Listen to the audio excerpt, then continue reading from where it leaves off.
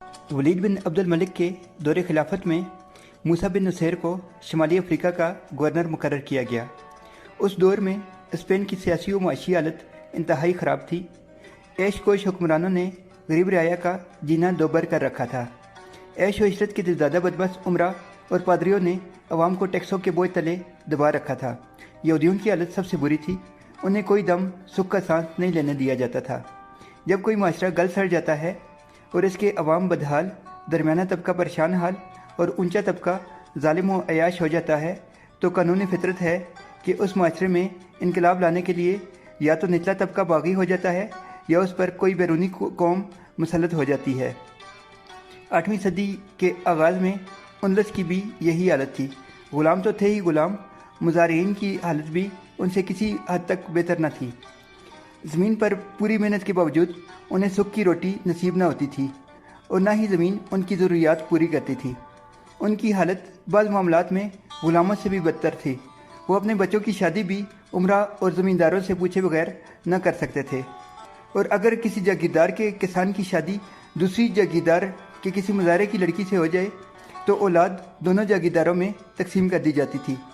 दरमियाना तबका टैक्सों के बोझ तले दबा हुआ था और वो माशी तौर पर दिवालिया और ज़हनी तौर पर परेशान होकर रह गया था। ऊंचा तबका जिस पर टैक्स माफ़ थे और वो ज़मीन का मालिक था, दो किस्म के लोगों पर मुश्तमिल था, फ़ौजी उमरा और पादरी। अमूमन मेयार ज़िंदगी और मुजारिन पर जुल्म के लिहाज से दोनों में कोई फ़र्क न था। ऐश व इशरत और बदअखलाक़ी में भी मजहबी उमरा फ़ौजी उमरा से किस तरह कम न थे।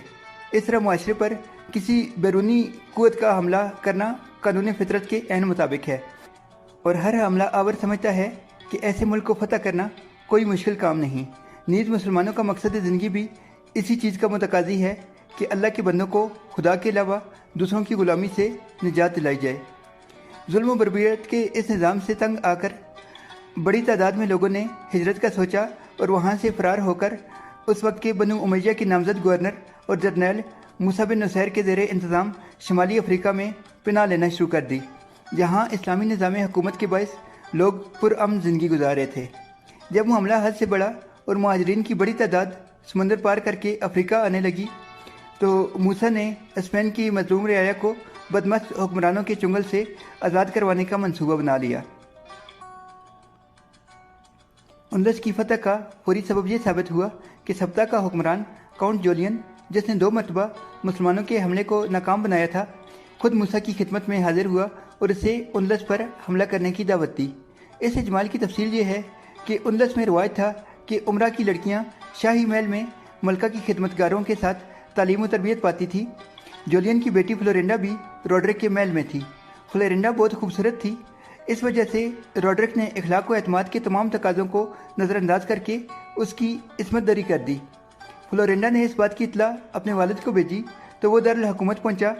उसने अपने जज्बात को बादशाह पर जाहिर न होने दिया और सिर्फ ये दरख्वास्त की कि फ्लोरिंडा की माँ बिस्तरे मर्ग पर है, इसलिए इसे वापस जाने की इजाज़त दे दी जाए।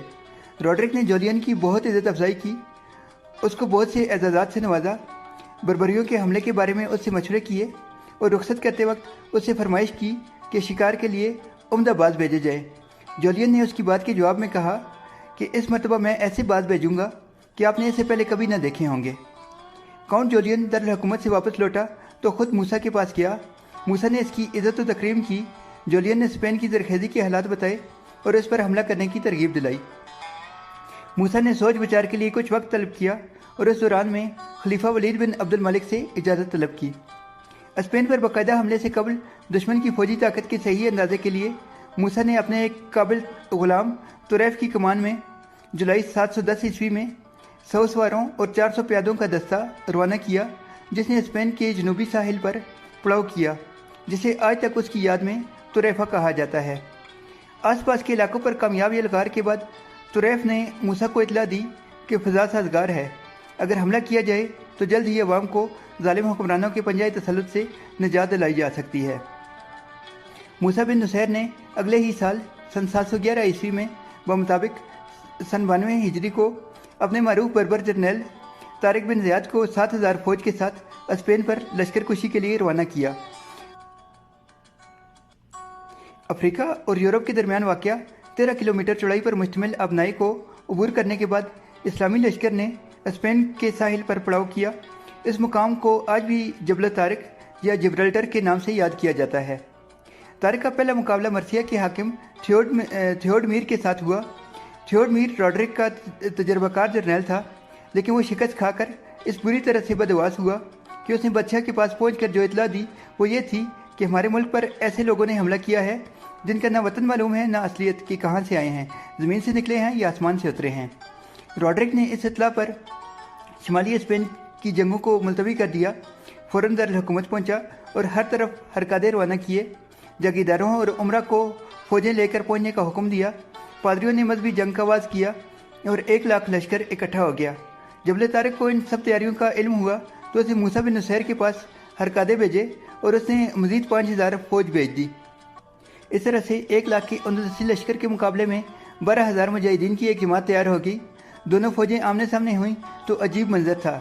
एक तरफ 1 लाख टिड्डी दिल जो हर तरफ की असलाह से लेस था और दूसरी तरफ सिर्फ 12,000 इंसान जो अपने वतन से दूर, कुमक और रसद से मायूस थे और जिनके पास दुश्मन की बनस्बत असला भी बहुत ही कम था।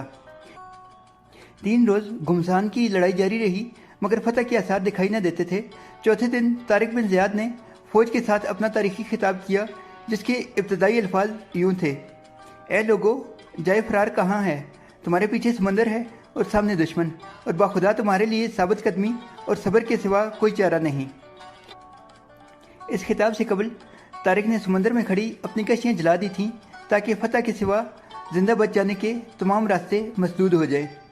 चनांचे मुसलमान फ़ौज बेजिगरी से लड़ी और 19 जुलाई सन 711 ईस्वी के तारीखी दिन वादी लक्का के मुकाम पर हिस्पानी अफवाज को शिकस्त फाज से दोचार किया, जिसमें बादशाह रॉड्रिक फरार होते हुए दरिया में डूबकर मर गया। इस बड़े मार्के के बाद जहां आलम इस्लाम खुसूसन अफ्रीका में मुसरत की लहर दौड़ गई, वहां स्पेन के अवाम ने यौम नजात मनाया। इसके बाद अक्टूबर सन 711 ईस्वी में इस्लामी अंदलस के नामवर शहर करतबा मुगैस रूमी के हाथों फतह हुआ और दूसरे शहर भी यके बाद दिगरे तेज़ी से फतह होते चले गए। बाद जून सन 712 ईस्वी में मूसा बिन नुसैर ने खुद भी 18,000 फौज साथ ली और इंदस की तरफ रवाना हुआ और अशबेलिया और मारवा को फतह किया।